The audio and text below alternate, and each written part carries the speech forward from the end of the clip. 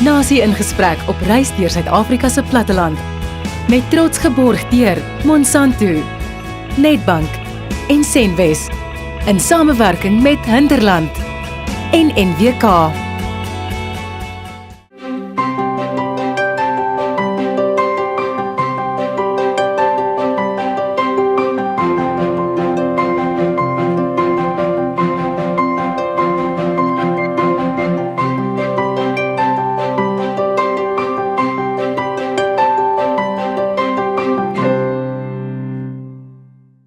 Welkom by Nasie in Gesprek. In hierdie program reis ons deur die Suid-Afrikaanse platteland.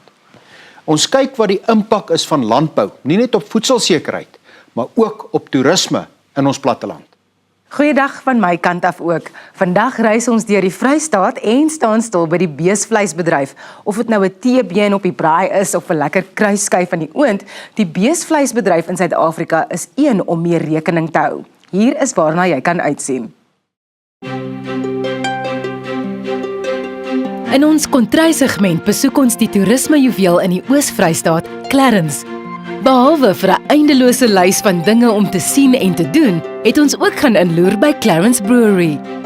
Ons gesels dan ook met beesprodusente om meer oor hierdie bedryf uit te vind. Tydens In Konteks gesels ons oudergewoonte met Chris Burgess van Landbou Weekblad.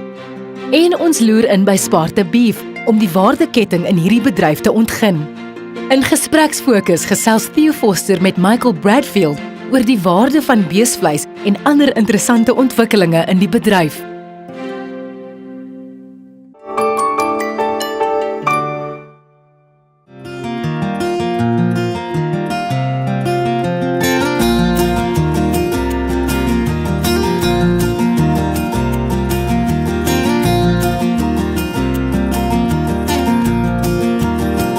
Clarens, ook bekend as die juweel van die Oos-Vrystaat, is 'n pragtige dorp geleë aan die voet van die Maluti-berge. In eie reg is Clarens 'n toerismeparadys. Menige kunstenaars vind 'n toevlug in die rustigheid van die dorp, wat aan besoekers 'n verskeidenheid kunsgalerye bied om te besoek. Aan winkeltjies, handgemaakte items en snuisterye is daar ook geen tekort nie.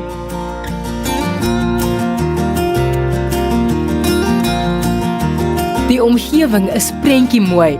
Berge, damme, riviere en pragtige blomme, bovenal met die skouspelagtige Golden Gate net om die draai. Vir die avontuurlustige besoekers is daar eweveel om te doen. Golf, warm lugballonvaarte, visvang, safaris en nog meer.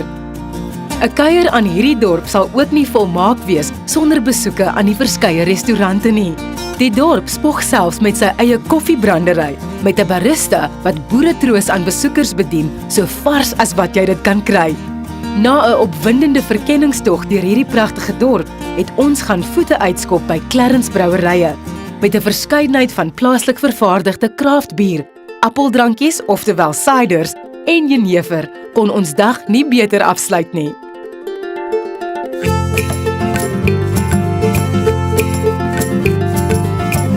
Ons maak ons eie bier, ons eie gin en ons eie cider.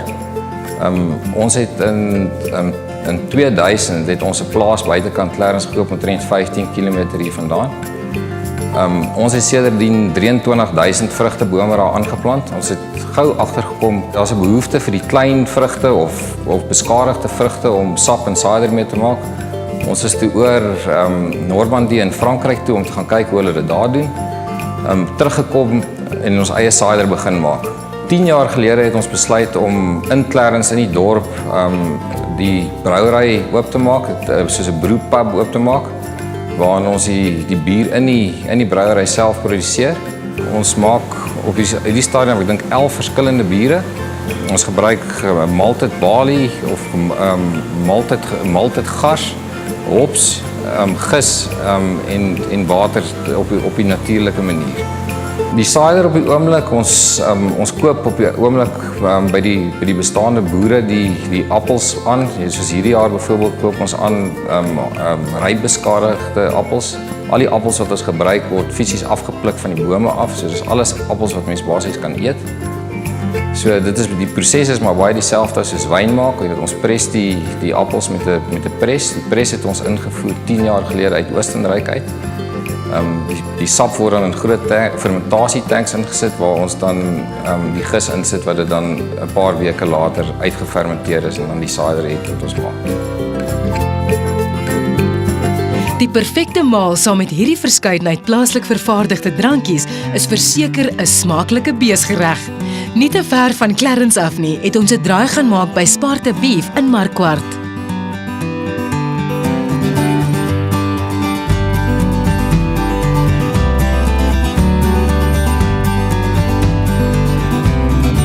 Sparta is 'n maatskappy wat gebaseer is in onder andere Markwart in die Vrystaat waar ons huidiglik is, by ons een voerkraal.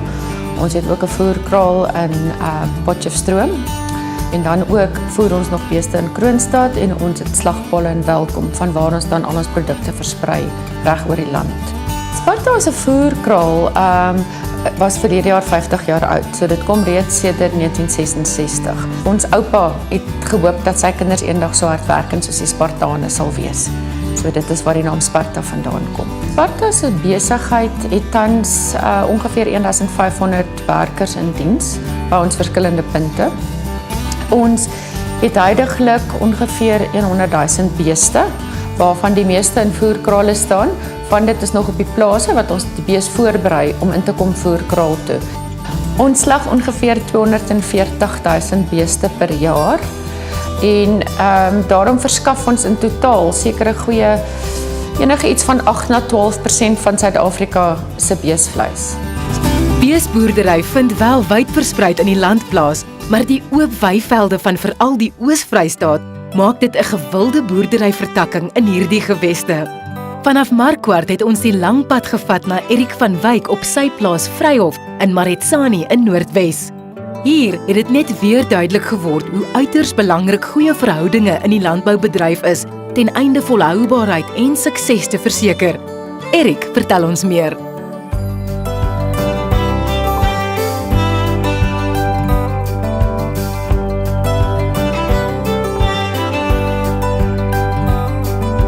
Hier waar ons nou sit tans is maar deel van die Kalahari.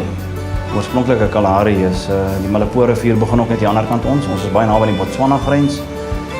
En in die 50 en 60er jare was dit uitsluitlik maar beesboerdery, skaap- en bokboerdery. En maar hier van die laat 60er jare, middel 70er jare het ons drasties gediversifiseer. My grootouers en ouers het agtergekom en die mense van die omgewing dat ons moet diversifiseer en ons omgewing laat ons toe om te kan diversifiseer. Met ander woorde, ons kan ploeg en plant, ons kan 'n mielie hier plant, ons kan 'n grommetjie hier plant, ons kan 'n sonneblom hier plant. En ons is uitstekende goeie gebied vir bees as gevolg van ons grasse wat ons hier het. Ons het uitsluitlik soetgrasse hier. Dis nie regtig suurgrasse hier by ons nie. Daarom is ons bees ongelooflik presteer baie goed hier by ons. Ons verhouding met die landboubesighede is van kardinale belang ook. Landboubesighede speel in ons gebied ook 'n baie groot rol, juis oor die feit dat hulle daar is om ons leiding te gee. Hulle insette reg rondom veral by ons beesproduksie.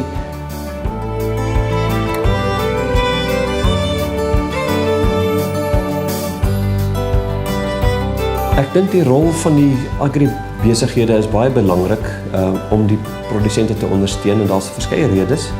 Die eerste ene is van ons kant af het ons kennis wat ons kan oordra aan die produsent en hy gebruik daardie kennis om sy boerdery dan meer effektief, meer doeltreffend te kan maak. Tweedens het ons baie ondervinding opgedoen oor jare op verskillende plase waar ons as landboukundiges werk en daardie ondervinding help die boer weer om nie weer die wiel te moet uitvind nie. Die boer vertrou ons om vir hom die beste raad te kan gee wat hy kan kry. So ek sit eintlik die boer se hoed op en ek maak seker dat ek die beste oplossing vir hom op sy plaas kry, wat nie noodwendig die buurman se sou wees nie, maar vir hom op daardie plaas. Het jy geweet, in totaal is daar bykans 13 miljoen vleisbeeste in die land. Dit word die nasionale kudde genoem en bestaan uit slag- en teeldiere. Net soos menige ander verhale wat ons deur hierdie reeks gehoor het, spog ons met hardwerkende produsente wat gesteld is daarop om goeie verhoudings met hulle werknemers en gemeenskappe te bou. Die beesbedryf is geen uitsondering nie. Na die breek sluit Chris Burgess by my aan om verder oor hierdie bedryf te gesels.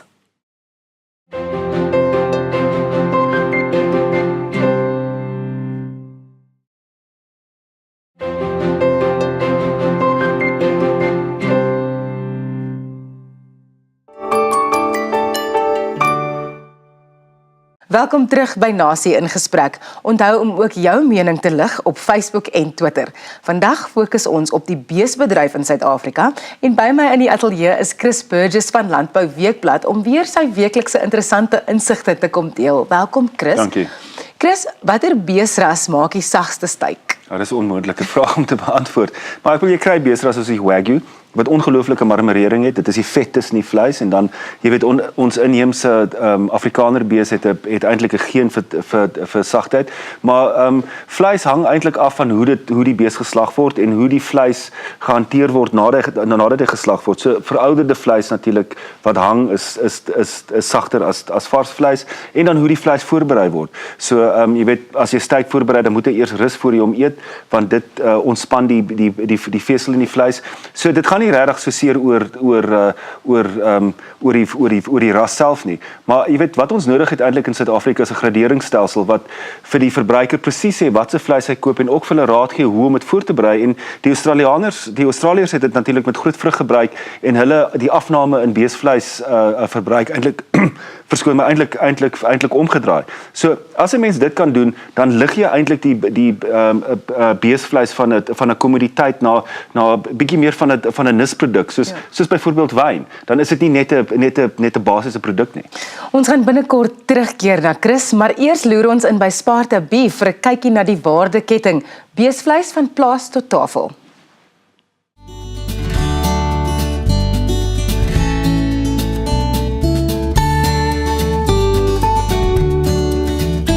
Wat die waardeketting aanbetref, oorspronklik was dit net om beeste te slag in Suid-Afrika en dit is in karkasvorm uitverkoop gewees. En toe maar meer en meer het ons oorsee gereis en gekyk na ander modelle en kyk wat se waarde toegevoeg kan word. En dit was toe duidelik dat daar nie eintlik meer in karkaste handel gedryf word nie. Al hoe meer word produk dan eintlik in bokse verpak, so dit word ontbeen en dan so uitverkoop in die handel. So stadig aan het ons dit so begin doen en op hierdie stadium is ons al oor 60% van ons produk wat so gedoen word. Toe het ons ook verder gegaan na produkte wat eintlik gereed is vir die kleinhandel, die verdere kleiner verpakking, soos jou biefstuk wat opgesny is en soos maalvleis voortaan. Wat vir ons baie belangrik is om in die waardeketting te wees, dis verskeie faktore, kwaliteit, want ons weet presies waar die bees vandaan kom, wat die bees gevoer is, vleisveiligheid, ons ken die pad wat die bees geloop het.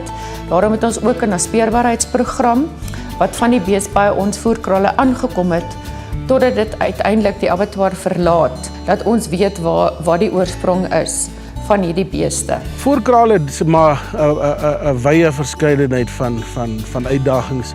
Jy begin maar met jy weet die beskikbaarheid van kalvers, die beskikbaarheid van voer. Ons het biosekuriteit wat kan 'n probleem is. Ons het siektes wat kan vir ons 'n uitdaging is. En dan het jy jou arbeidsmag ook. Jy weet daar moet stabiliteit ook wees. Ons het maar belê in goeie stelsels oor die tyd heen. Ons het ons kyk maar na elektroniese identifikasie van ons bees. So jy kan elke bees dan na sy vertoning kyk in die voerkraal. En ons het ook 'n program waar ons die bees voer, ons die toedeling van ons voer meer probeer infokus na nie meer op gemiddeldes nie, maar daarom ten minste na per kraal basis. In groot met 'n mens se liefde en aanvoeling het vir hierdie bedryf. Jy weet een ding van die Van Reenen familie, hulle het al reeds in die 80s mense van kleur in senior posisies gehad en dit het natuurlik gekom. Dit was nooit 'n proses dat hulle voel hulle moes nou regtig vandag uitgaan om hierdie prentjie in te kleer nie. Elke een van ons wat hier is daar vir 'n doel en jy moet regtig nog steeds jou beste gee elke dag, elke uur. En dit wat van jou verwag word. Ons is maar 'n volledige span.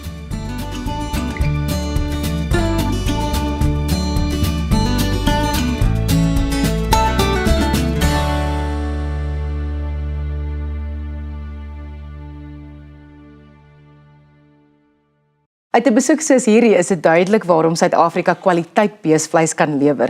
Terug na jou, Chris. Daar word gesê dat die kweekhuisgasse wat beeste vrylaat klimaatsverandering aanjaag. Is dit waar? Wel, dis bietjie van 'n halwe waarheid, want ek wil die kweekhuisgasse kom eintlik met die intensiewe produksie van beeste, maar waar jy vrylopende diere het byvoorbeeld op grasveld. Ek wil hierdie natuurlike stelsels het eintlik ontwikkel met groot herbivore wat die gras eet en hulle hoefaksie bewerk die grond. So hierdie grasvelde het eintlik groot herbivore nodig. So ons het nie meer troppe buffels of in Noord-Amerika of in Suid-Afrika nie. So ons het eintlik die beeste nodig, want hierdie grasveld trek dan die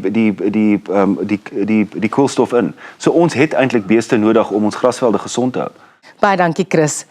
Na die breek gesels Steve Foster met Michael Bradfield om verdere interessante insigte rondom die beesvleisbedryf met ons te deel. Bly ingeskakel.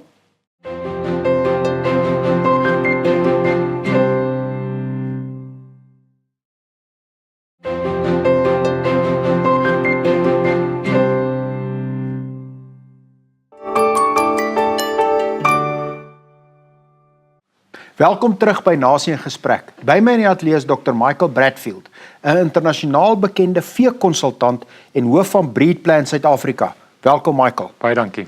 Ek wil eers begin by die veeskool op Aldam. Wat is dit? Ja, so 8 jaar terug het ons gekom aan die konsep. Ons het besef as 'n groep dat ons skool moet stig wat ons boere oplei, maar nie net oplei in beste praktyk toe om ons wêreld internasionaal te kan laat meeding nie.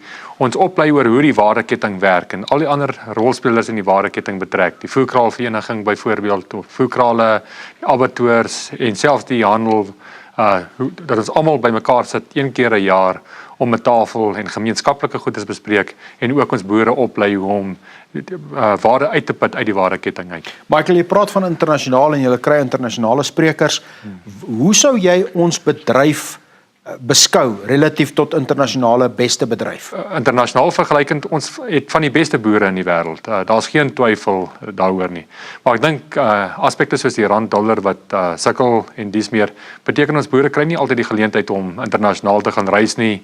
En so as jy nie Mohammed na die berg toe kan bring nie, bring die berg na Mohammed toe, tipe van scenario. So ons bring daai internasionale mense in om te kan vir ons te kan leer en ons debat kan hê en dis meer en te kyk waar ons trek internasionaal en onsself ook op te voed as dit moet. Kom ons kom terug na die plaaslike bedryf, Michael. Ons is deur 'n droogtejaar en baie mense sê dat die kudde is mens tussen 15 en 20% verminder. Dit beteken die fabriek wat vleis vir ons moet produseer is kleiner. Wat gaan die impak daarvan wees en wat is die gevolge daarvan? Ja. Kyk, ons is deur die ergste droogte in baie mense in die geskiedenis. Ek dink vleisbeesboere sal vir jou sê ons is nog nooit in die lewe in die geskiedenis deur so sterk droogte soos wat ons verlede jaar beleef het. Dit was regtig iets besonders. En wat dit gedoen het is dat dit die kudde, soos jy sê, kleiner gemaak. Maar wanneer dit gebeur, is dit ook tyd om te inspekteer en sien wat jy kan anders doen. En daar's geen twyfel, die vleisbeesboere het hulle swakker diere uitgeskot, die koeie wat nie elke jaar 'n kalf kon produseer nie, jy weet die passasiers soos ons hulle noem, het hulle van ontslaag geraak. En so ons sit nou vandag met 'n kleiner kudde, maar ook 'n baie effektiewe en doeltreffende kudde. En dit sal 3-4 jaar vat vir ons om te herstel van die droogte wat ons verlede jaar gehad het. Iets wat altyd vir my interessant is dat as jy ons totale kudde vat, dan's iets soos 40% van ons totale beeskudde is in die hande van tradisionele boere. En dis iets wat ons nie altyd besef nie, maar in die tradisionele omgewing is baie keer is die rol van beeste iets wat anders as in die res van die industrie. Ja, baie beslis en jy weet ek is 'n gas hier op die RPO byvoorbeeld en dit besef ons terdee dat daai 40% is wat nie as sulks in die waardeketting is soos ons hom tans ken nie. Hoe kan ons harder werk en beter werk om daai 40%, ons het 14 miljoen beeste in Suid-Afrika. Hoe kan ons daai 40% van daai 14 miljoen intrek in die waardeketting? Net so terloops die veebedryf is 25 miljard werd. So dis 'n groot element van die Suid-Afrikaanse landbou en daai 40% is 'n kardinale deel van die Suid-Afrikaanse landbou. En hulle is meer tradisioneel, daar's ook verskil tussen 'n opkomende boer en 'n bestaansboer. En 'n opkomende boer is baie makliker vir ons in die waardeketting in te trek. Hulle verstaan baie keer waaroor dit gaan en dis meer, dit gaan oor opleiding en dis meer. Die bestaansboer is 'n bietjie moeiliker want dit gaan vir hulle oor labole. Dis 'n waardedraer in die gemeenskap. En dit vir hulle kapitaal. Jy weet, as hulle 5 beeste het wat swak produseer, is meer werd as 3 beeste wat baie goed produseer, byvoorbeeld. So daar's nog baie opleiding wat gedoen moet word. Eetervaring. Michael, as ek in 'n restaurant instap en ek bestel vir my 'n lekker steak. Ek bestel soos 'n payday steak. Hoe moet daai steak gaar gemaak wees? Ja, wel ek kan dit vir jou sê, ek eet altyd of in die wetenskap en navorsing wys dit. Jy eet steak medium na rare toe. Jy eet nooit steak well done nie. Dan as jy dit doen dan weet ek jy weet niks van steak nie. So jy kan nie, jy moet hom onder daai vlak eet. Ja. Maar hoekom is daar dan mense wat hom gaarder eet? Wel, ek dink dit kom uit ons geskiedenis uit. Ek dink in die ou dae, toe daar nie yskaste en dies meer was nie, het ons altyd geleer, daar's goggos en vleis, brandiegoeters, dat jy van daai goggos ontslae raak en dies meer. So ek dink ons lewe nog in die verlede. Baie dankie Michael. Dit was Dr. Michael Bradfield. Nou volgende keer, as jy op betaaldag vir jou steak gaan koop, maak seker die steak is reg gaar gemaak. Van my, Theo Foster, mooi loop. Baie dankie Theo. Volgende week neem ons reis ons na 'n bedryf wat op 'n spyskaart net so goed saam met vleis werk, aartappels. Moenie hierdie gedeelte van ons reis misloop nie. Neem deel aan die gesprek en onthou om jou mag as verbruiker uit te oefen. Raak betrokke by die landboubedryf, want dit raak jou. Tot volgende week, totsiens.